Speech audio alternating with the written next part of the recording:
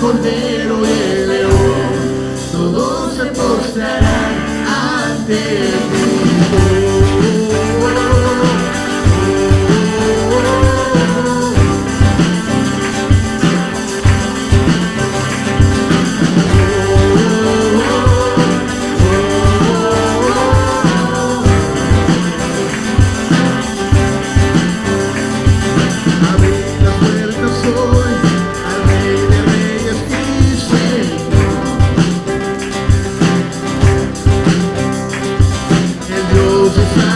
Vino a darnos libertad, y Él como el Señor nos fuerte.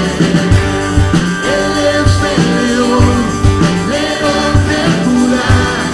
Él tiene poder para liberar, todos se postrarán ante ti.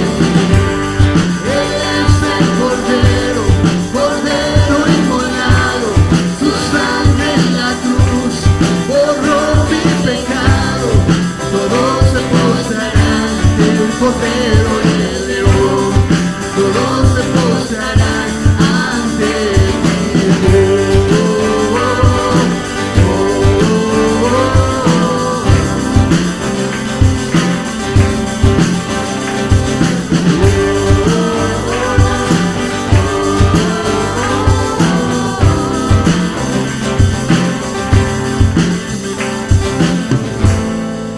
Bien como el Señor Dios fuerte, bien como el Señor Dios fuerte, bien como el Señor Dios fuerte,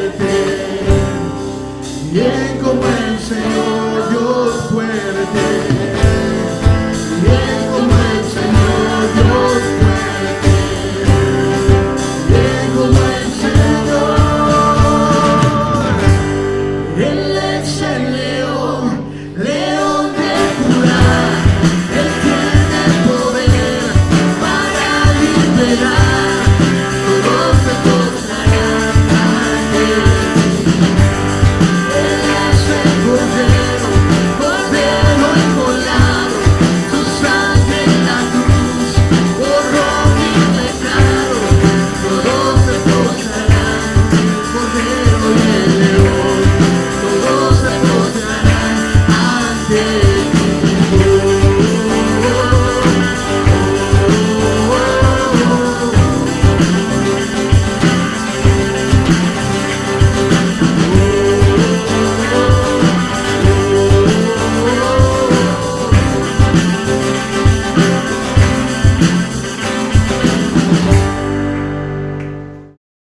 Hola hermanos, buenas tardes, ¿cómo están?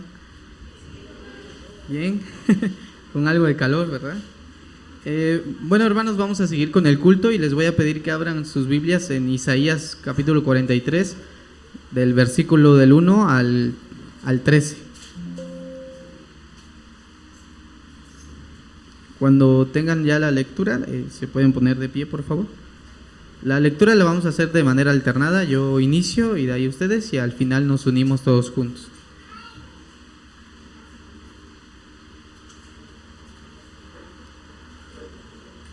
Isaías 43, del 1 al 13.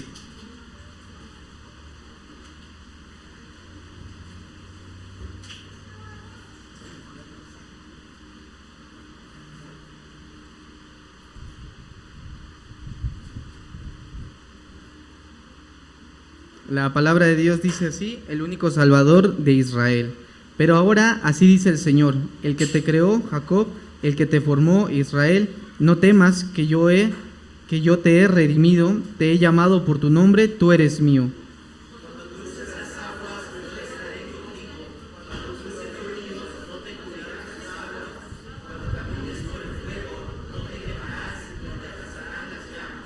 Yo soy el Señor, tu Dios, el Santo de Israel, tu Salvador. Yo he entregado a Egipto como precio por tu rescate, a Cus y a Seba en tu lugar.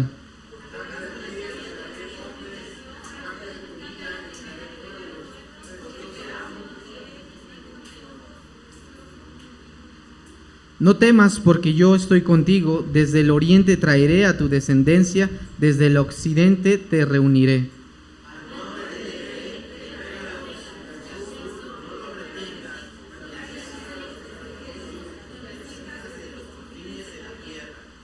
Trae a todo el que sea llamado por mi nombre, el que yo he creado para mi gloria, al que yo hice y formé.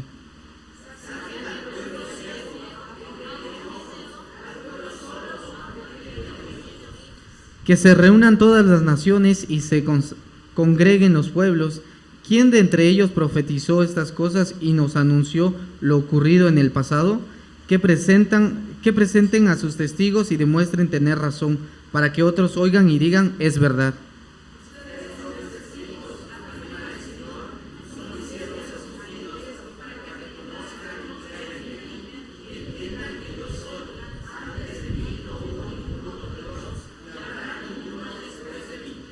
Yo soy el Señor, fuera de mí no hay ningún otro Salvador.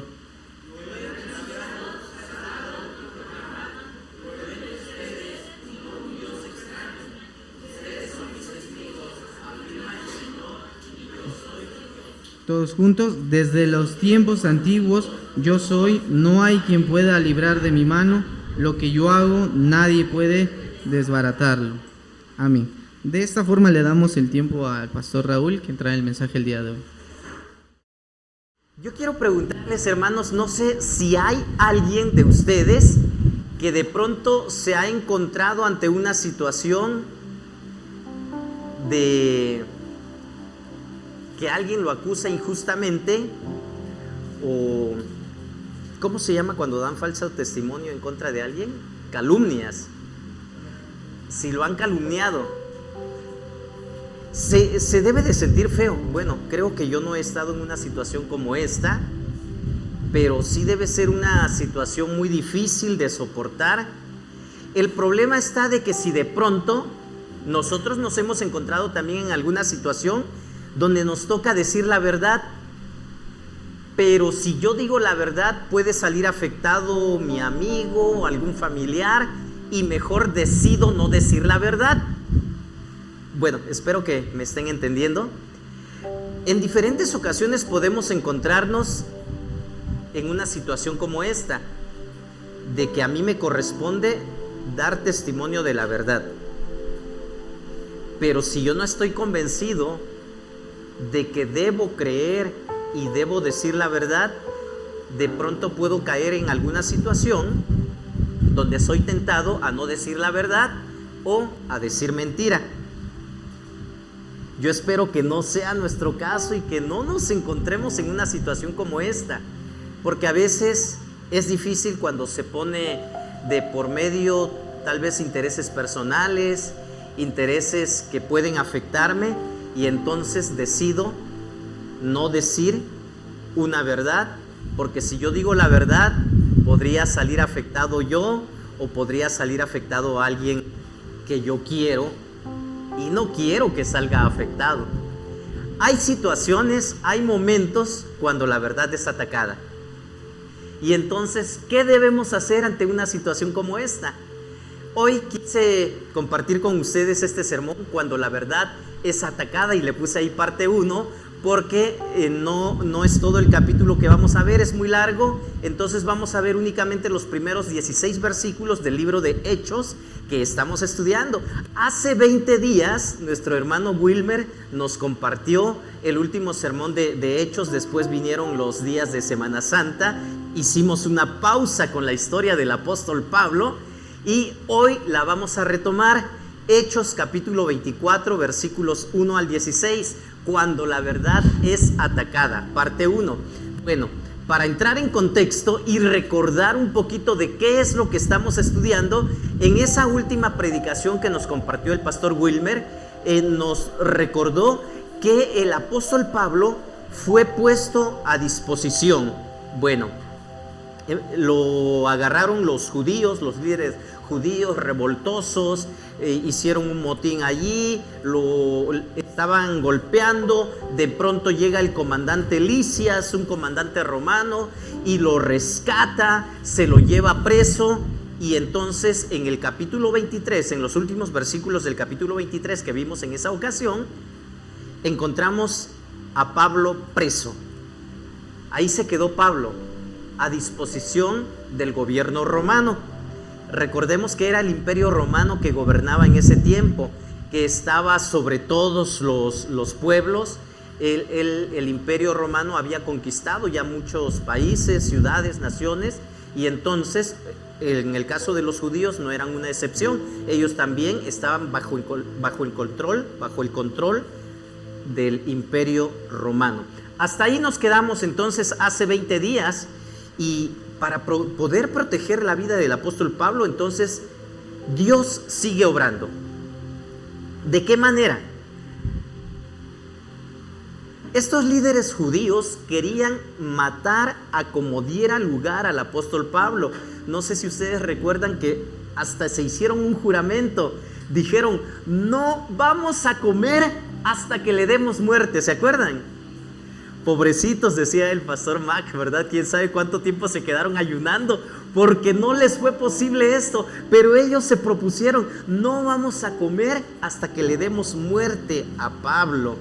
Y entonces tramaron por ahí un plan macabro para darle muerte, pero Dios usó al sobrino del apóstol Pablo para escuchar estos planes malvados, y entonces se fue y se lo compartió al comandante Lisias. El comandante Lisias dijo, no, está bajo mi resguardo, ¿qué cuentas voy a entregar yo si lo matan mientras esté bajo mi custodia? Entonces voy a sacarlo de este lugar, y con más de 400 soldados, 470 soldados aproximadamente, lo sacaron de ese lugar para que los judíos no lo mataran, y se lo llevaron a Cesarea, el lugar de residencia donde estaba el gobernador Félix. A partir de hoy vamos a ver un nuevo personaje en esta historia que estamos llevando, el gobernador Félix. Entonces, hoy vamos a ver la primera parte de lo que sucede cuando la verdad es atacada. El escritor Lucas, el que escribe el libro de los Hechos, nos está narrando que Pablo llegó a Cesarea, donde lo aguardaba un juicio ante este gobernador Félix. Abran sus Biblias, por favor, y acompáñenme a lo largo de esta reflexión en el capítulo 24 del libro de los Hechos, versículos 1 al 16. Y antes de continuar, quiero invitarles a que oremos y le pidamos a Dios dirección, sabiduría, y que podamos escuchar y entender lo que dice la palabra. Oremos. Bendito Dios, te damos las gracias por todo lo que has hecho a nuestro favor. Estamos seguros que tú cumples tu promesa y que tú eres nuestro protector. Tú eres nuestro ayudador en tiempos difíciles, y tu palabra nos dice que mientras hacemos y cumplimos esa misión que tú nos has dejado, nunca estaremos solos. Yo estaré con ustedes todos los días hasta el fin del mundo. Una promesa que es visible en la vida de todo aquel que decide obedecer tu mandamiento. Ayúdanos a obedecerlo, a entender tu palabra, pero sobre todo a tener la determinación de poder obedecerte. Aquí estamos, somos tus hijos, queremos escuchar tu voz, te lo pedimos en el nombre de Cristo Jesús. Amén. Ok, cuando la verdad es atacada, hermanos, entonces, ¿qué sucede? Voy a darle lectura y ustedes síganme con la vista, por favor, en estos versículos del capítulo 24 del libro de los Hechos. Dice el versículo 1: 5 días después, el sumo sacerdote Ananías bajó a Cesarea con algunos de los líderes religiosos y un abogado llamado Tértulo para presentar ante el gobernador las acusaciones contra Pablo. Ok. El comandante Lisias se llevó al apóstol Pablo, lo rescató de toda esa turba, de toda esa gente que quería lincharlo, y se lo llevó. Creo que sí sabemos más o menos, o nos imaginamos, ¿verdad? Y las noticias de pronto escuchamos que agarraron a un criminal, a alguien que andaba por ahí robando, haciendo daño en la colonia, y todos los vecinos se unieron, lo atraparon y comienzan a golpearlo. Hay ocasiones en que les han dado muerte. Hay ocasiones en que llega la policía, lo rescata y se lo lleva. Fue lo que sucedió con el apóstol Pablo. Recordemos que estaban en la fiesta, en los preparativos para la fiesta de que todos subían a Jerusalén y entonces había muchísima gente. Yo me lo imagino así como cuando la gente viene a la Guelaguetza. Hay muchísima gente por el centro, por todos los lugares, muchos turistas llegan a presenciar este evento. Esto es lo que sucedía. Venían de todas partes y llegaban a Jerusalén para celebrar todas estas festividades, y entonces es ahí donde atrapan al apóstol Pablo. Él está haciendo sus votos, si ustedes recuerdan, él estaba haciendo unos votos y entonces llegan, lo sacan, lo arrastran y se lo llevan.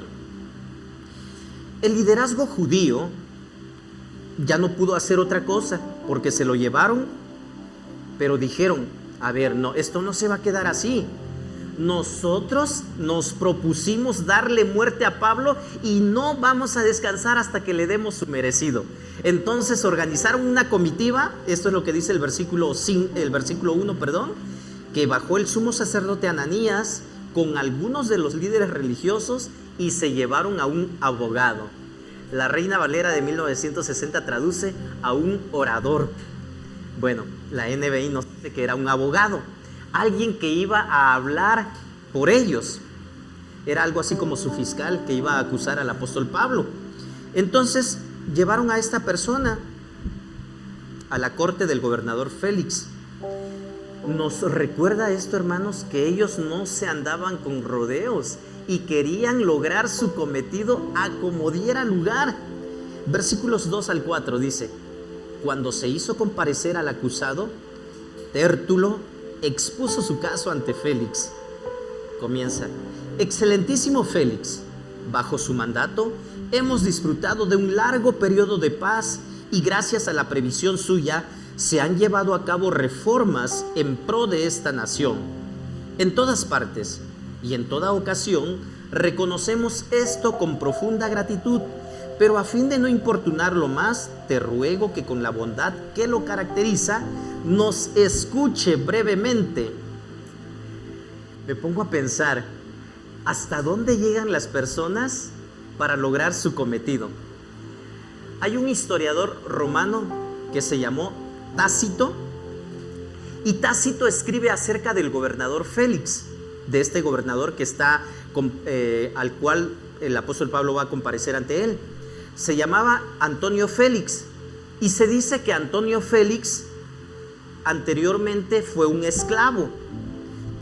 Comenzó su vida como esclavo, pero él tenía un hermano que se llamó Palas, y este hermano de Félix era muy amigo del emperador Claudio, y a través de sus influencias él logró que le dieran la libertad a Félix, que cuando era un niño todavía. Entonces Félix, siendo un niño, vino a ser una persona libre, dejó de ser esclavo, y conforme fue pasando el tiempo, a través de las influencias de su hermano Palas, entonces a través de intrigas, a través de muchas maquinaciones, lograron poner a Félix como gobernador. Es así como Félix se convierte en el primer ser humano ex esclavo que llega a ser gobernador, que se convierte en gobernador de una provincia romana. Y Tácito, el historiador romano, sigue describiendo a Félix como una persona terrible. Era una persona cruel, y dice que lo caracterizaba la lujuria también. Tácito dice de que Félix ejerció las funciones de un rey, pero con el espíritu de un esclavo, que sus orígenes nunca lo dejaron. ¿Por qué? Porque la ilustración dada por Tácito dice de que en la vida pública Félix se comportaba como rey, pero en su vida privada Félix hacía muchas cosas terribles que no eran dignas de un rey o de un gobernador. Sin embargo, Tértulo, el abogado, el orador de los judíos, lo adula. Dicen estos versículos cuando él le habla: excelentísimo Félix, bajo tu mandato hemos disfrutado de un largo periodo de paz y gracias a la previsión suya se han llevado a cabo reformas en pro de esta nación. Todo esto era mentira. En todas partes y en toda ocasión reconocemos esto con profunda gratitud. Bueno, como debido a ti gozamos de gran paz y muchas cosas son bien gobernadas. Eres lo máximo al gobernar, le está diciendo este orador Tértulo.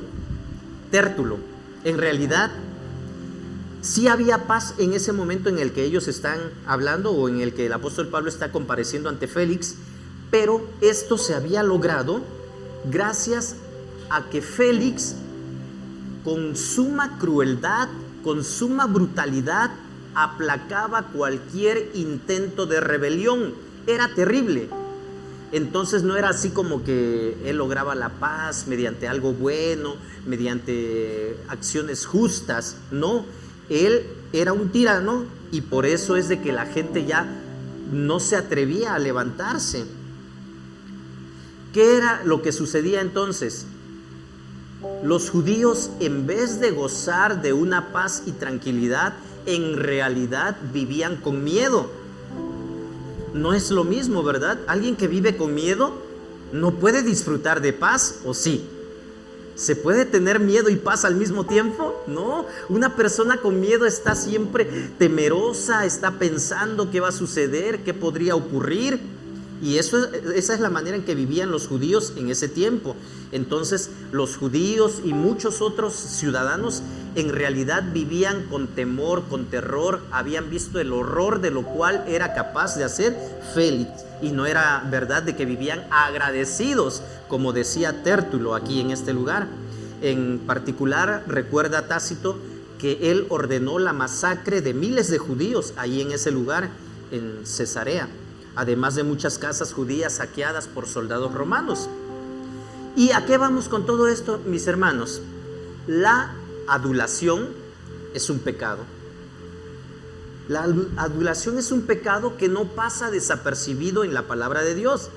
Sí podemos ser educados cuando estamos frente a alguien, y sí podemos ser educados y decirle: oye, qué bien te ves, qué bueno que llegaste, y podemos ser amables. Pero ya cuando empezamos a decir mentiras para quedar bien con alguien, ojo, mucho ojo, esto no es algo bueno o algo que apruebe Dios. La adulación es un pecado frecuentemente descuidado, incluso por nosotros como cristianos. Un pecado del cual la Biblia habla más a menudo de lo que podríamos pensar. Bueno, se describe una palabra también como lisonja, que yo casi no la ocupo. No sé si ustedes saben exactamente a qué se refiere la palabra lisonja, ¿sí? O cuando la Biblia habla de palabras lisonjeras, ¿sí? Cuando se hace referencia a esto, la lisonja, hermanos, es una especie de mentira para llevar a la persona a creer otra mentira que estás a punto de decirle. O sea, estás preparando el terreno para que la persona acepte o esté a gusto contigo cuando lo estás adulando. Esto es la lisonja, y esto es lo que está haciendo Tértulo para poder agradar a Félix. ¿Con qué intención?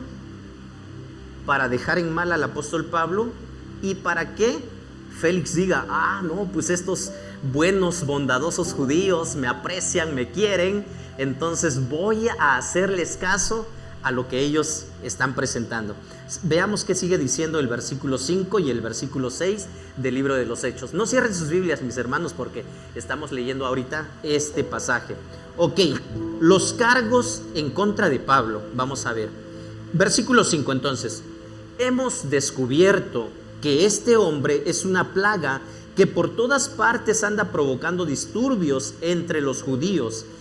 Es jefe de la secta de los nazarenos, incluso trató de profanar el templo, por eso lo prendimos. Estos son los cargos en contra de Pablo. Vamos a ver. Este hombre es una plaga, provoca disturbios. ¿Era verdad esto? No, definitivamente no. Primera mentira de Tértulo, y de la cual los judíos estaban de acuerdo, los líderes religiosos de ese tiempo. Dice que Pablo era esencialmente peligroso, una plaga, le dicen, líder de la secta de los nazarenos. Ellos estaban tratando de desprestigiar el movimiento cristiano que se estaba iniciando. Estaban hablando mal de nuestro Señor Jesús, porque a él lo conocían como el Nazareno, Jesús el Nazareno, y sus seguidores ahora eran los nazarenos. Y la tercera mentira: él había tratado de profanar el templo. En ese tiempo, la Judea antigua, hermanos, estaba llena de revolucionarios que estaban en contra de Roma. Incluso de parte de los judíos también habían ciertos tipos de grupos que no estaban a favor o no estaban para nada de acuerdo con lo que hacían los romanos. ¿Recuerdan ustedes al grupo de los celotes? Los celotes eran un grupo que estaban buscando derrocar a los romanos en los tiempos del Señor Jesús. Y uno de los discípulos del Señor Jesús era celote antes de venir con el Señor Jesús, Simón el celote. Entonces ellos estaban buscando, y así había muchos guerrilleros. Recordemos que cuando el comandante Lisias agarra o rescata a Pablo, le pregunta: oye, ¿no eres tú aquel guerrillero que huyó al desierto con un grupo de personas? ¿Se acuerdan? Esto le había dicho, porque había muchas personas en ese tiempo que buscaban derrocar al gobierno romano. Entonces lo que está haciendo Tértulo en este momento, al hablar mal en contra de Pablo, quiere poner al apóstol Pablo en el mismo grupo que este tipo de terroristas. Cabecilla de los nazarenos, le dice, ¿verdad? La intención era menospreciar a Jesús como a sus seguidores. Recordemos, hermanos, que en los tiempos del Señor Jesús, Nazaret tenía una reputación pobre como ciudad. Recuerdan que el apóstol Juan en su evangelio hace mención cuando le dicen: ¿de Nazaret puede salir algo bueno? Entonces tenía una pobre reputación, y entonces Tértulo se está aprovechando de esto para decir: él es líder de esa secta de los nazarenos, está desprestigiando este movimiento cristiano. Intentó profanar el templo, está diciendo, ¿verdad? Y este era el único cargo específico contra Pablo, porque de que si provocaba plagas o disturbios, ¿qué? Si era líder de la secta, ¿qué? Pero ahora dice: intentó profanar nuestro templo. Y como bien sabemos, este fue un cargo fabricado a base de rumores nada más, porque nunca fue verdad esto. ¿A qué nos lleva esto, mis hermanos? Cuando alguien se imagina cosas que podrían suceder, se llaman especulaciones. No sé qué tanto estamos acostumbrados a especular, y de repente yo tengo problemas con esto. Cuando la última vez que nos robaron aquí en el templo, que se llevaron todas las cosas, yo empecé a hacer especulaciones y dije: ya sé quién fue, y seguro que sí, por esto y esto. De repente digo: es que no me consta en realidad. Probablemente sí, pero cuando yo estoy haciendo este tipo de conjeturas, estoy pecando, porque no me consta, no tengo pruebas convincentes o que yo haya visto algo en realidad. Entonces es aquí que debemos de tener cuidado con las especulaciones, porque uno de los hábitos más comunes en el ser humano es el especular, y la especulación es otra forma de mentira, porque no corresponde a la realidad. Pablo no tenía nada que temer con la verdad, pero sabía que la verdad no siempre gana en una corte. ¿Estamos de acuerdo?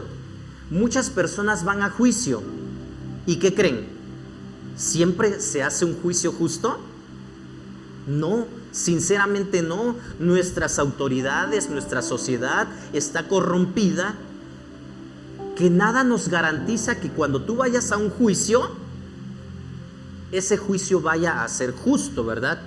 Sin embargo, Pablo, el apóstol Pablo, no tenía nada que temer, ¿verdad? Porque él sabía que tenía la verdad. Significativamente, la persona que tiene por costumbre adular a otros, también tiene por costumbre decir otro tipo de mentiras, como por ejemplo, acusar sin evidencias. En ciertos lugares, a ese tipo de personas de repente les dan otros nombres, como, ¿cómo les dicen? Lambiscón, o no, hay otros términos cuando quieren quedar bien con otras personas. ¿Cómo? Salamero. lamebotas, no sé, hay muchos términos que se ocupan cuando una quiere quedar bien con otra, ¿verdad? Queda bien. Entonces, los conocemos. El problema está, hermanos, en que nosotros en algún momento actuemos de esa manera. Y no debería ser así, porque cuando alguien actúa de esta manera, lo hace porque tiene otras intenciones. ¿Estamos de acuerdo? Porque yo quiero quedar bien con él o con ella cuando sé que esa persona es terrible, es mala. No estoy diciendo tampoco que los odiemos, ¿verdad? Que nos enemistemos. No, tampoco estoy diciendo eso. Sino estoy diciendo que tengamos cuidado con este tipo de situaciones, ¿verdad? Porque la persona que el día de hoy adula, quizás mañana acuse sin evidencias. Veamos qué dicen los siguientes versículos. Versículos 7, 8 y 9. Usted mismo, al interrogarlo, podrá darse cuenta o podrá cerciorarse de la verdad de todas las acusaciones contra él. Sigue hablando aquí Tértulo. Los judíos corroboraron la acusación al afirmar que todo esto era cierto. ¿Hasta dónde pueden llegar este tipo de personas? Y eran personas religiosas. Es triste, hermanos, pero sucede que de pronto, no por el hecho de que nosotros estemos en una iglesia, en una congregación, nos llamemos cristianos, eso no es garantía de que allá afuera o donde quiera que nos encontremos, vamos a actuar siempre con la verdad, con rectitud, con integridad. Sí deberíamos, y eso nos debe de caracterizar. Sin embargo, lo que estamos viendo aquí con estas personas judías, líderes religiosos, es de que estaban corroborando esta serie de mentiras que su abogado, su orador, estaba diciendo en contra de Pablo. Cuidado, cuando nos encontremos, cuando la verdad es atacada, ¿cuál es la acción que yo debo de tomar? ¿Cuál es la postura que yo debo de tener ante una situación como esta? Es muy difícil tal vez, pero debemos de tenerlo presente. Tértulo le está diciendo a Félix, tú mismo al juzgarle podrás informarte de todas estas cosas. Nunca dijo Tértulo, aquí hay pruebas, aquí tenemos testigos, aquí hay evidencias que lo que yo te estoy diciendo es verdad. Trajimos a estos hombres para que testifiquen porque ellos lo vieron, ellos vivieron. Nunca están ofreciendo pruebas. Le está diciendo al gobernador, tú mismo puedes comprobarlo. Tértulo ni siquiera pretendió ofrecer pruebas, ¿verdad? O evidencias. La única esperanza era que Pablo, pues, se intimidara, se quedara callado y no se defendiera. Entonces, los otros acusadores judíos que acompañaban a Tértulo o los que iban con él, que estaban presentes, incluso el sumo sacerdote, los ancianos, estaban corroborando o estaban de acuerdo con esta serie de mentiras, les estoy diciendo, ¿verdad? Y ninguno de ellos dijo, sí, yo lo vi, yo tengo pruebas. Hay personas que corroboran esta situación. No sucedió esto. Entonces, vamos a ver qué sigue diciendo más adelante, versículos 10 al 13. Aquí comienza la defensa del apóstol Pablo. Cuando el gobernador le concedió la palabra con un gesto, Pablo respondió, sé que desde hace muchos años usted ha sido juez de esta nación, así que de buena gana presento mi defensa. Usted puede comprobar fácilmente que no hace más de 12 días que subí a Jerusalén para adorar. Mis acusadores no me encontraron discutiendo con nadie en el templo, ni promoviendo motines entre la gente en las sinagogas, ni en ninguna otra parte de la ciudad. Tampoco pueden probarle a usted las cosas de que ahora me acusan. ¿Qué estaba haciendo Pablo cuando lo fueron a sacar del templo? Cumpliendo sus votos. Es como si alguien de de nosotros dijera, voy a ir al templo a presentar mis primicias, y antes de dejar mis primicias voy a orar un momento, voy a tener comunión con Dios, voy a ir al templo a agradecerle a Dios porque me concedió el trabajo que tanto yo estaba esperando, me concedieron el aumento de sueldo, porque esta situación difícil que yo tenía se resolvió. Y entonces llegan los hermanos. Anteriormente era costumbre, yo me acuerdo cuando yo era niño, llegaban los hermanos, aunque el culto ya hubiera iniciado, o algunos llegaban antes de que empezara el culto, y venían aquí al frente y se arrodillaban y pasaban un tiempo de comunión con Dios orando. Se ha perdido esta costumbre. Yo creo que es una costumbre bonita, ¿verdad? Esto habla de la intención del corazón de cada persona, de que de pronto yo creo que así es lo que estaba haciendo el apóstol Pablo. Él estaba pagando sus votos, y de pronto llegan estas personas malvadas, malintencionadas, lo sacan arrastrándolo del templo, y ahorita están diciendo que Pablo era el que provocaba disturbios, el que generaba polémica, y esto no es verdad, ¿verdad? El apóstol Pablo le dice, de buena gana, así que de buena gana presento mi defensa. El apóstol Pablo no estaba, bueno, yo me lo imagino, ¿verdad? La Biblia no nos da más detalles. Yo creo que no estaba como que triste, preocupado, angustiado. Al contrario, dice que de buena gana él empieza a presentar su defensa, sabiendo que los hechos o la manera en que estos acusadores están hablando, todo es mentira. Su caso estaba a su favor. Entonces, si se dan cuenta, a diferencia de Tértulo, el apóstol Pablo no usa la adulación para quedar bien con el que lo va a juzgar. Entonces, aquí notablemente se ve que Pablo no hace uso de la adulación al referirse a Félix.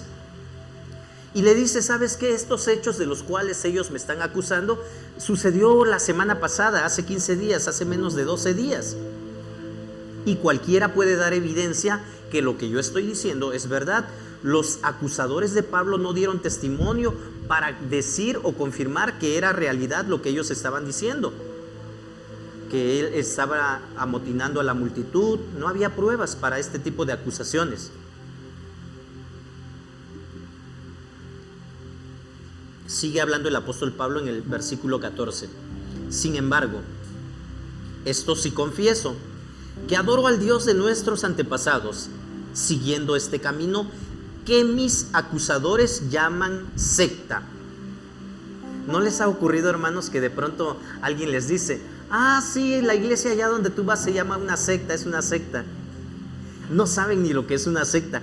Nosotros ya estudiamos qué es una secta, hermanos, así de que ustedes sí deben de saber qué es una secta. Y si no, díganmelo para que volvamos a estudiar nuevamente, o les paso allí el estudio.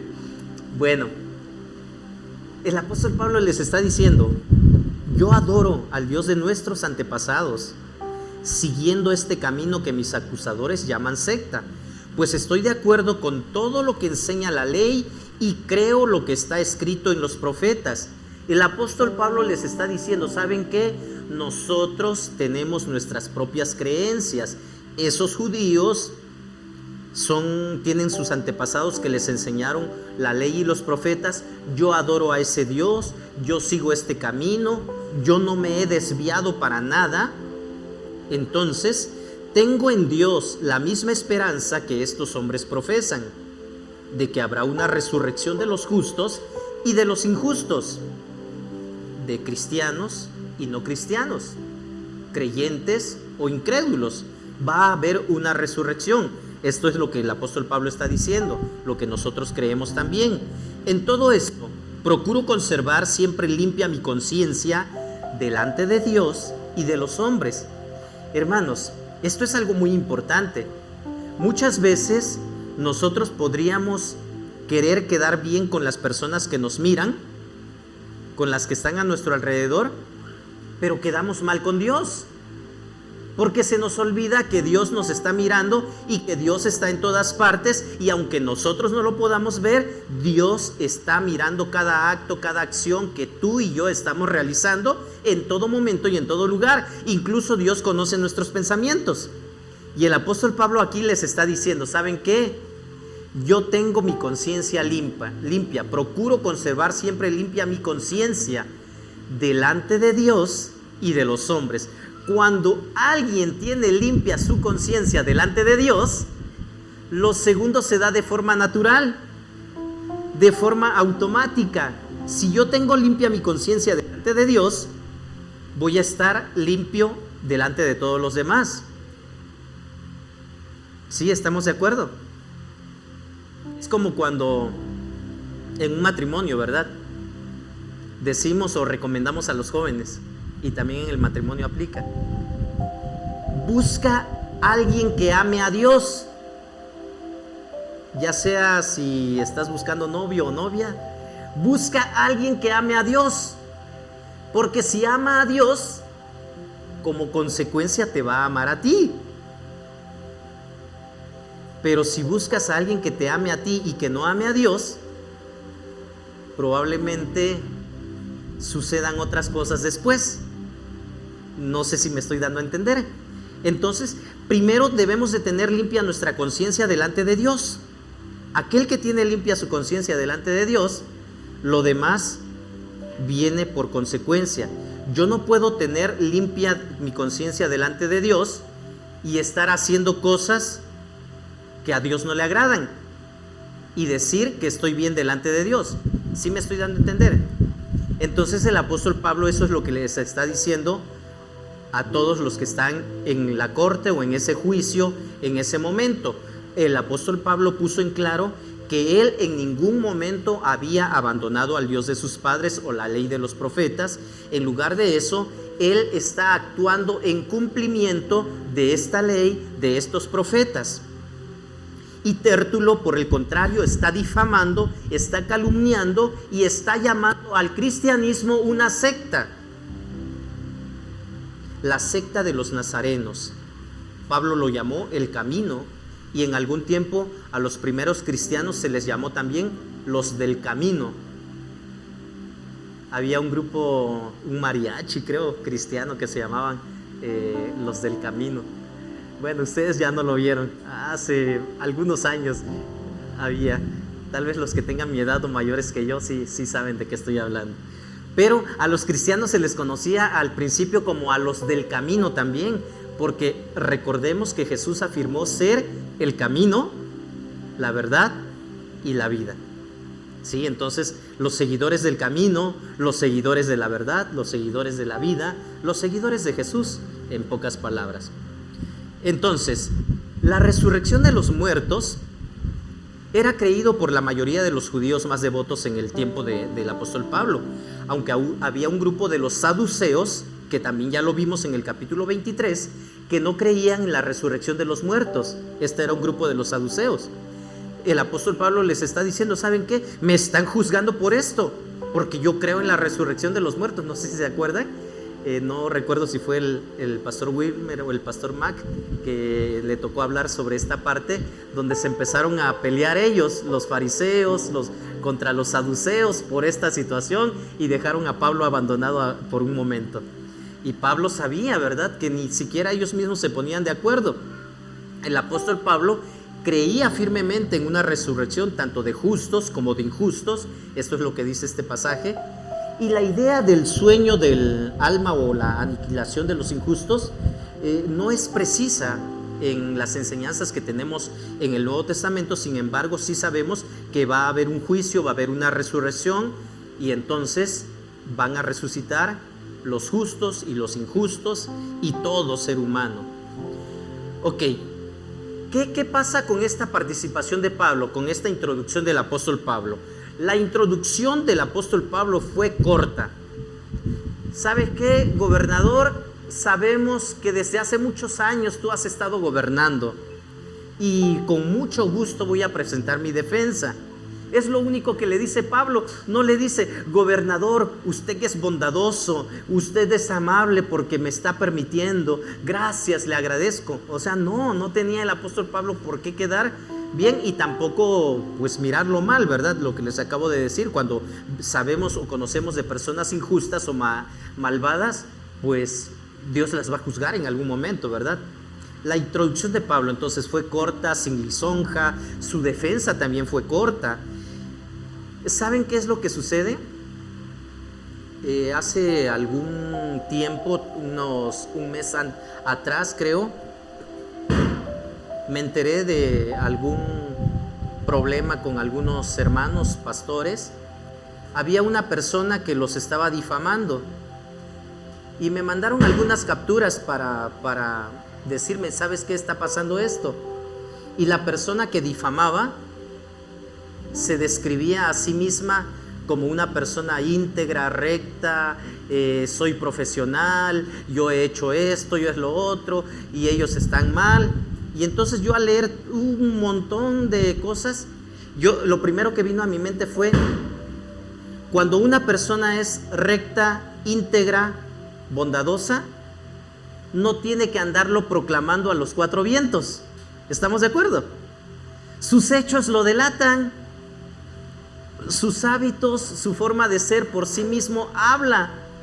Yo no puedo andar diciendo, no, es que yo soy muy bueno. Créeme de que todas las personas yo soy el más justo, yo soy el más profesional, yo soy bueno, yo me conduzco siempre con rectitud. No tengo que andar diciendo esto. ¿Estamos de acuerdo? Y cuando alguien hace esto,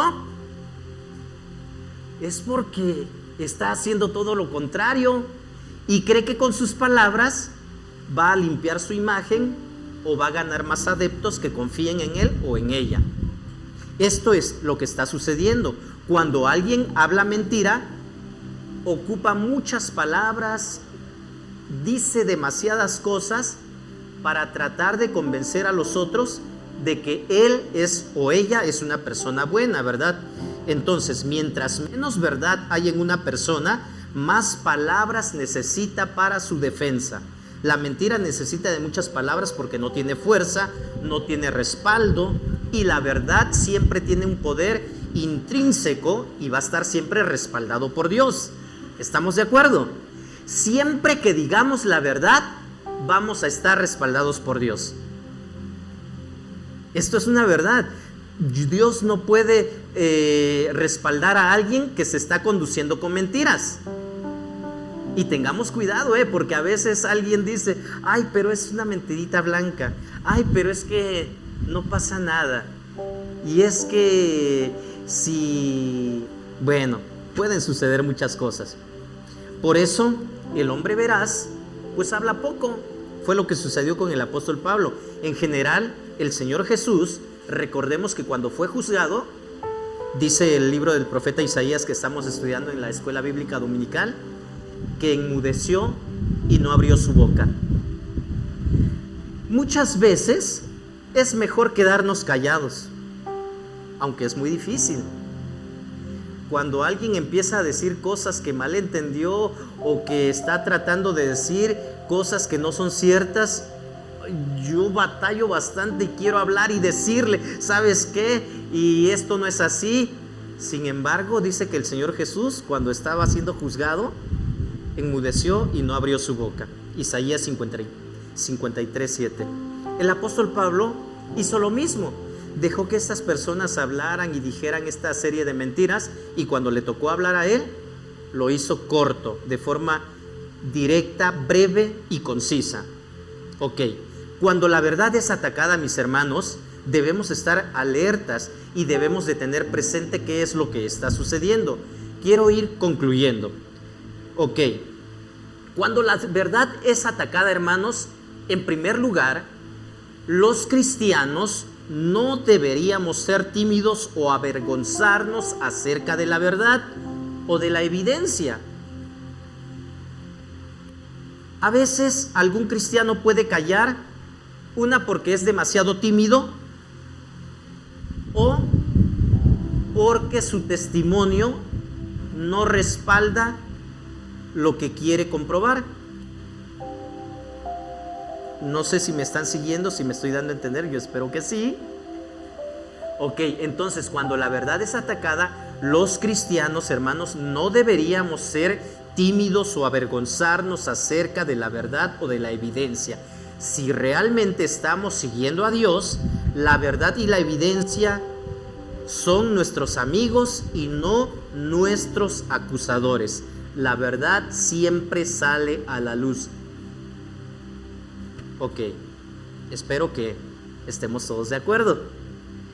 Segundo, cuando la verdad es atacada, los que distorsionan la verdad usualmente son numerosos.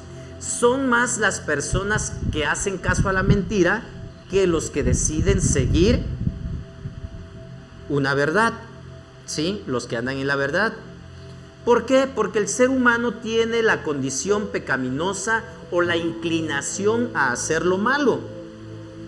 Esto es la condición natural del corazón del ser humano, del hombre.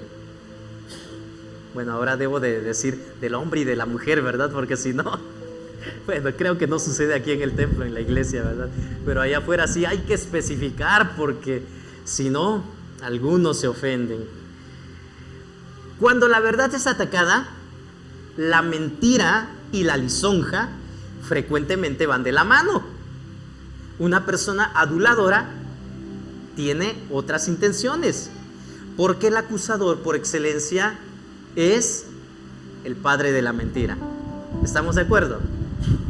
Entonces, nosotros no deberíamos de seguir al padre de la mentira, sino deberíamos de seguir la verdad, al camino, la verdad y la vida. Entonces, sus representantes o los representantes de la mentira saben que la mentira no tiene poder para vencer la verdad, y por eso gritan más fuerte, y por eso hacen escándalo, y por eso hacen un montón de cosas para llamar la atención y convencer a otros de que lo que dicen es verdad, cuando nosotros sabemos que la verdad por sí misma sale a la luz y no es necesario hacer tanto alboroto, escándalo para poder declarar la verdad. Ok, esto es lo que nosotros debemos de tener presente. Entonces, enseñanzas. Cuando la verdad es atacada, entonces no deberíamos quedarnos callados, ser tímidos o avergonzarnos. Es necesario abrir la boca para hablar la verdad. No estoy diciendo que hacer escándalo, no estoy diciendo que hacer algún tipo de agresión, sino que sí debemos de proclamar la verdad. También debemos de tener presente que nuestros acusadores, cuando nos encontremos, si es que sucede en algún tipo de situación como esta, los acusadores, las personas que siguen la mentira van a hacer más, siempre van a hacer más por la condición natural del hombre. Y finalmente, la mentira y la lisonja van de la mano. En nuestro tiempo, hermanos, no sé si alcancen a ver, está muy pequeño creo, ¿verdad? Pero quise ponerlo. ¿Qué es lo que sucede en nuestro tiempo? El mundo está influenciando a la iglesia de manera tan sutiles que ni siquiera nos damos cuenta. Hermanos, hoy en la tarde va a haber un taller de capacitación para los maestros de escuela bíblica dominical. Tuve la oportunidad de leer tantito del material que va a usar nuestra hermana y dije, aunque no seamos maestros de escuela bíblica dominical, creo que todos deberíamos de escuchar esta plática. Así de que yo les abro la invitación a todos, aunque no hayan escuchado su nombre mencionado, de verdad, hermanos, que es necesario, porque precisamente tenemos que contrarrestar esto. El mundo está influenciando a la iglesia de manera tan sutiles que ni siquiera nos damos cuenta. Entonces, ¿de qué manera? Muchas veces desconocemos la verdad. ¿Por qué? Porque no leemos la palabra. ¿Cuánto tiempo le dedicamos a la lectura de la palabra, hermanos? Seamos sinceros. ¿Cuánto tiempo le dedicamos a tener comunión o devoción con Dios? Por eso muchas veces desconocemos la verdad, y cuando la sociedad, la influencia del mundo nos bombardea por todos los medios de comunicación, incluso ahora en las escuelas, nuestros niños, adolescentes, jóvenes, incluso nosotros como adultos, muchas veces somos influenciados por esta serie de mentiras. Tengamos cuidado. Me ha tocado escuchar adolescentes, jóvenes, incluso adultos, que tristemente están de acuerdo con lo que dijo tal persona allá afuera. Incluso algunos se han atrevido a publicar en sus redes sociales cosas que digo, wow, ¿eres cristiano o no eres cristiano? ¿Sí?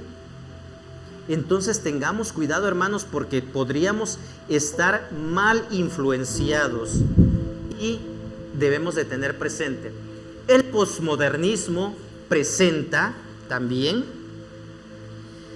un nuevo acercamiento a la verdad. Ahorita se están redefiniendo los conceptos para aceptar las mentiras que el mundo está promoviendo. Ahorita ya se le está dando un nuevo significado a las palabras. ¿Sí? El posmodernismo está presentando un nuevo acercamiento a la verdad y el día de hoy se promueve ya no la verdad. ¿Cómo se dice el día de hoy? A ver, ayúdenme. ¿Sí han escuchado? Mi verdad. Yo tengo mi verdad. Él tiene su verdad. Ella tiene su verdad. ¿Sí? ¿Se han dado cuenta de esto? Ahorita hay muchas verdades. Cada quien tiene su verdad.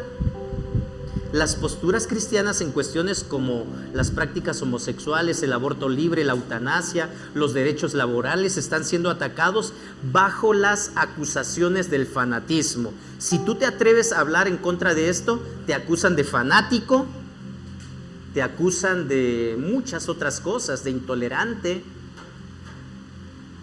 Y tengamos cuidado, hermanos, debemos estar muy bien preparados, porque no podemos defender la verdad si no estamos preparados. Los cristianos de ciertos países están enfrentando persecución por defender sus convicciones. El mes pasado, hermanos, se aprobó ya aquí en México esta ley que fue llevada a la Cámara de Diputados y ya va a pasar a la Cámara de Senadores, donde se prohíben las mal llamadas terapias de conversión. ¿En qué consiste esto? De que nadie debe de tratar de persuadir a una persona con disforia de género a que vea la verdad. Debes de dejarlo, al contrario, debes de apoyarlo y promover su valor porque quiere hacer esto. Cambios de sexo, no existe el cambio de sexo, es imposible. Aunque alguien se mutile, su sexo sigue siendo el mismo. Entonces, les contaba de esta ley que acaba de ser aprobada. Entonces, multa y cárcel para los profesionales de la salud como psicólogos, médicos, maestros, ministros de culto, o sea, aquí están los pastores, misioneros, maestros, cristianos, que participen en este tipo de situaciones. Cárcel también. Entonces, todo porque la verdad está siendo atacada. Ya no puedes creer en la verdad. Debes de aceptar las mentiras que la gente que no hace uso de la razón decide creer definitivamente. Entonces, los cristianos de ciertos países, y a nuestro país no es la excepción, ¿verdad? Poco a poco ya estamos yendo por ahí, están enfrentando persecución por defender sus convicciones. La sociedad moderna se opone firmemente a la insistencia cristiana en la necesidad de la conversión. En algunas naciones, la conversión cristiana es ilegal. Muchos países están promulgando leyes que restringen la actividad evangelizadora. En ciertos lugares, a las minorías se les trata como ciudadanos de segunda clase. Todas estas situaciones, mis hermanos, demandan una respuesta cristiana. Todas estas situaciones, hermanos, demandan una respuesta cristiana. ¿Qué vamos a responder ante todo esto que está pasando en nuestra sociedad? Si desconocemos, ¿qué vamos a hacer? Yo les invito a que leamos, hermanos, en primer lugar la Biblia. Definitivamente, la Biblia tiene respuesta a muchas de nuestras interrogantes, pero si tenemos oportunidad de documentarnos con libros, también, bueno, eso sí hay que tener cuidados qué tipo de literatura leemos, porque hay de todo el día de hoy. No vayamos a estar leyendo un libro que lejos de ayudarnos, nos va a desviar más de la palabra. Todas estas situaciones demandan una respuesta de de la iglesia, hermanos. La iglesia debe prepararse para tales desafíos. Debemos prepararnos para todo esto que está sucediendo y debemos estar calificados para defender las verdades del Evangelio. Cuando la verdad es atacada, hermanos, es necesario abrir la voz, abrir la boca, levantar la voz. Pero vamos a levantar la voz para ser serios, para ser firmes y para ser contundentes, no para cantinflear las cosas, ¿verdad? Porque a veces ni siquiera nosotros nos entendemos qué es lo que queremos comunicar. Entonces, para eso tenemos que prepararnos. Y yo les animo, mis hermanos, les invito a que busquemos de Dios. La verdad está siendo atacada, no solo en el tiempo del apóstol Pablo, no solo en el tiempo de nuestro Señor Jesús, que lo recordamos hace poco, en nuestro tiempo. Y la iglesia tiene que presentar defensa de la fe. El apóstol Pedro nos invita a estar preparados para presentar defensa del Evangelio, para dar razón de nuestra fe, para dar razón de la esperanza que hay en nosotros. ¿Cuántos estamos preparados? Aquí es donde todos deberían de decir amén. Pero si no estamos preparados, estamos a tiempo. Yo les invito a que lo hagamos, mis hermanos, y a que el día de hoy oren conmigo y nos comprometamos con Dios. Busquemos a Dios. Dios nunca nos va a dejar, pero nosotros debemos hacer nuestra parte. Bendito Dios, gracias por tu palabra expuesta. Gracias por tu presencia que siempre nos acompaña. Gracias por hablar a nuestras vidas. Sigue hablando a tu pueblo, a esta iglesia, Padre Santo, que has comprado con tu sangre. Gracias porque te conocemos. Gracias porque reconocemos que tú eres el camino, la verdad y la vida. Ayúdanos a buscarte de todo corazón. Ayúdanos a presentarnos delante de ti diariamente en actitud de adoración. Somos tus hijos, somos tu pueblo. Tú prometiste estar con nosotros todos los días hasta el fin del mundo y agradecemos por esta promesa que es fiel y verdadera. Agradecemos por todo y lo hacemos en el nombre de Cristo Jesús, nuestro Señor y Salvador. Amén. Dios les bendiga, mis hermanos.